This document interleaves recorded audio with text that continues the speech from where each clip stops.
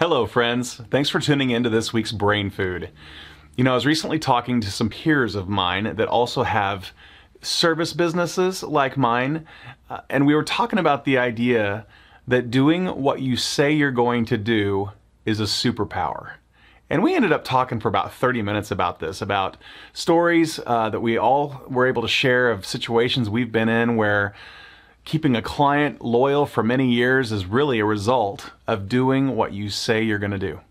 And so I thought this week I would actually kind of put some of that out there. Hopefully it'd get you thinking. I know that some of this is going to be preaching to the choir because I typically am doing business with and associating with people that think the same way about doing business. So a lot of you that are following me and watching this stuff already act this way. But maybe there's something I will mention that makes you think about, maybe I could do a little bit better on that one thing. So I've got 5 things that I was going to talk about. Took some notes and thought, these might be 5 good things to kind of mention about doing what you say you're going to do. And the first one is something that I actually learned from my grandfather. And that's what he told me was, hey, if you're on time, you're late. And I know you guys have heard that before, but he really beat that into my head when I was growing up and working for him on the rentals in Wichita. And so for me, I get to places, I'm planning on being at places 15 minutes early. And what that does is it allows me to get there and be calm when I'm going in to meet with a client. I'm not rushed because I got there at the last minute and I need to set up my laptop. I'm also able to get there and do my email in the parking lot if I've got a few extra minutes because I got there early, like I was planning to be. And if there's a construction project, I can trust my Garmin GPS to reroute me on a detour, but it's going to slow me down probably. So that extra 15 minutes usually still gets me there basically on time. So that's part of doing what you say you're going to do. If you tell a client or a prospect, sales prospect, that you're going to be there at 1 o'clock p.m., be there at 1 o'clock p.m. every single time. And if you're not going to be there at 1 o'clock p.m., then text them and let them know you're running late so that there's no expectations being let down. Say, hey, something came up, which happens, and let them know that you're going to be late if that's going to happen. So that's the first one, is be on time, arrive when you say you're going to. And the next one is, a lot of these seem like common sense, but deliver what you promised. So this is a big one. And this whole idea for me, this whole doing what you say you're going to do as a superpower is like one of the biggest golden nuggets in my professional career and my personal life, really. It's huge. So this would be a good video to send to somebody that's recently out of college and going into business and that kind of thing, to make them think, yeah, these are things I need to make sure I'm paying attention to as I get into business and start building relationships and doing work. So the second thing is delivering what you promise, because what I've heard a bunch of times is a product or service is sold with features and benefits, and then the customer buys that, the prospect buys the product or service, and once they get into it for 3 to 6 months, it's not really what was promised. For lots of reasons. Some of it's a communication breakdown. The client didn't necessarily say everything that was going on, and that service was going to meet the need, but there's other thing. Whatever. It gets complicated. But generally, I think it's more on the side of the sales message that it was improper expectation setting. Oh, it'll do this just fine. Or, oh, yeah, it totally does that.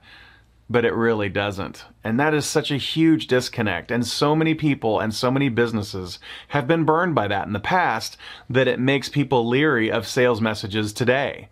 So if you are one of those people that says, oh, every time, yes, it does that, and it does that, if it delivers on the promise, yeah, it does that, then they're going to start trusting you. Your clients will start trusting you outside of the scope of what you're doing with them. That's what my experience is. My clients will come to me now with things that are completely outside of the scope of what they're paying me for, because they're wondering if I know anything about that topic or a vendor here in town that does that thing. Because if I say to them, yes, they can do that, 99% of the time it will be done the way I promised, because I only say that when I know it's going to work, whether it's a piece of software or if it's a vendor here in town. So deliver on your promise. Do what you say you're going to do by delivering on your promise. If you tell somebody you're going to have the software is going to fix the problem, make sure it's going to do that. Don't just guess or assume. Make sure you've used it in the past and know it's going to solve their problem. The next one is answer the call if possible. And that is, I kind of alluded to that when I said some clients will come to me for things outside of my scope of work typically, and they'll say, hey, do you know anybody that does this? Or, hey, have you heard about this software package or anything like that? And a lot of times people are like staying in their lane. They're so focused on, I do this for a living. That's not something we do. I can't help you with that. But in a consulting practice like mine, that is bread and butter opportunity. That is one of those things that not only helps you with the relationship, but also could turn into more opportunities for you to work with that client.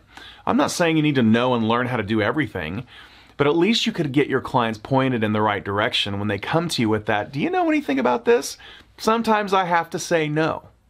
But sometimes it's a simple Google search and I see something I recognize. I'm like, I've used this 12 years ago for this client for this kind of thing with Excel.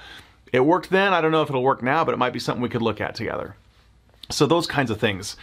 Answer the call when you can. And even if you can't help on that specific issue, at least they recognize that you tried. You become this person for them that does what you say you're going to do, that you're going to answer the call. And the next one is own any problems. So that's a big gap I see for lots of people. Things are going to go wrong. I make mistakes. I make mistakes for my clients, and thank goodness I've delivered for them for many years, and they are graceful when those mistakes happen.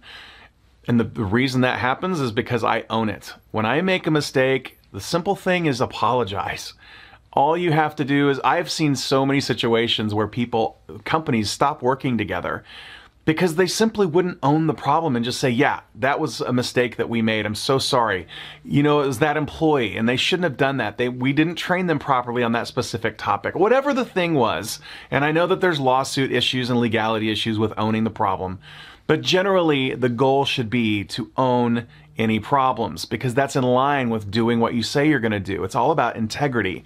And I don't know if this goes back to when I was reading, fantasy fiction books when I was a kid, but the idea was your word is your bond.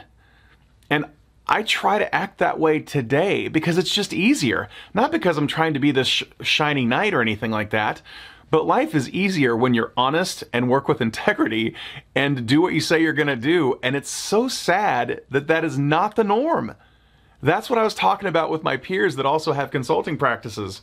It's just not the norm. I remember in a previous business, I'm not going to talk about that specific business, but saying we suck less than the rest of those providers out there. And it was a true statement that the work that I was doing was a tough business and there were lots of problems and mistakes do get made in that business all the time, but we sucked less than the rest. And I delivered on that promise that for the most part, things worked most of the time. So anyway, it's funny that the bar is set so low when you are talking about ownership of problems and things like that. You just have to do what you say you're going to do and you'll be above the bar of not good. So the last thing I was put down, always be looking ahead for them. And that's something I kind of just do naturally because I think the way I look at my clients is I look at their business like it's my business. That might seem kind of obvious too, but I think it's easy to hear that and say, yeah, that's how but actually acting that way. And when there's a problem, it's 7 o'clock at night, and you've got dinner with your family or kids put to bed or whatever, and there's this thing that comes up and you are just tired and don't want to deal with it. If it was your business, you would push through and deal with that.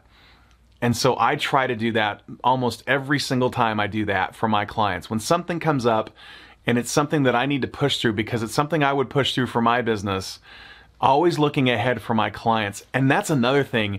A lot of clients are used to this reactive model where they reach out to you with, hey, I need help with this, or hey, this on our monthly meeting on Wednesday, can we do this? Think about how amazing they feel when you reach out proactively and say, hey, I heard about this problem with licensing with Microsoft Office, and I think we need to take a look at that together. Now you're being proactive. Again, that's in line with you treating their business like it's your own, getting ahead of problems for them. Most of the time, consulting practices like mine, you end up feeling like you're part of the team. And so it's easy for me to look at it like it's my business or I'm part of that business, actually an employee of that business, because that's just how I operate. But that idea still applies no matter how close you are to your customers. You could still be proactive, whether it's insurance and you're looking ahead for changes that are happening with insurance and you're reaching out one-on-one proactively to let them know about changes that are coming up. A couple of those a year will make a customer for life. So to wrap all this up, I thought about doing a bunch of 2 or 3 part series on this, but I think the simple message is doing what you say you're going to do is a superpower. And if you don't really own that and think about that and act on it every single day with your clients, you're missing a huge opportunity to keep customers forever that are going, well, not forever, but for years and years, that are also going to refer you to other opportunities all day long because you've consistently delivered for them. They're happy and comfortable referring you to their friends because they know you will take care of their friends also. I've been doing this since 2009 specifically for Blue Gurus, and I've been doing it before that in my career, but since 2009, and it has been the biggest thing that's kept my business growing and going since 2009. Well, I hope one of those things was a little bit out of what you normally do, or maybe it made you think a little bit. I know probably most of these, if not all of them, you're already doing, but hopefully one of those got you thinking a little bit. And hey, if you think this video was valuable and helped you, please consider sharing that with a friend and liking and commenting on YouTube. That really helped me out a lot because I'm trying to get this message out to as many people as possible. I'm trying to help as many people as possible. Not monetizing the channel, not selling stuff on my channel. I'm not selling you anything right now. I'm just trying to help you. And I try to do these every single week. So stay tuned. I'll see you next week.